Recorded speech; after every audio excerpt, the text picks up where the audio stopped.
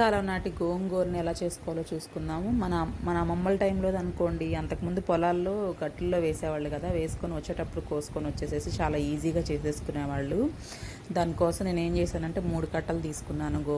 గోంగూరని చక్కగా ఒలిచేసి శుభ్రం చేసి పెట్టుకున్నాను. ఉల్లిపాయలు, టమాటాలు, పచ్చిమిరపకాయలు, కొత్తిమీర కాడలు ఉంటాయి కదా, అది చాలా బాగుంటాయి, ఉడికిచ్చేసాను. ఆయిల్ ఏం వేయక్కర్లేదు, చక్కగా మ్యాషర్ తోటి మ్యాష్ చేసేసుకోండి. కాస్త సాల్ట్ కూడా వేసేసుకుని ఇంకా తాలింపు పట్టేసుకోవడం. మా అమ్మమ్మ అయితే తాలింపు కూడా పెట్టేది కాదనుకుంటా, మా అమ్మ కూడా అసలు పెట్టదు. పచ్చిమిరపకాయలతోనే బాగా కారంగా చేసిద్ది.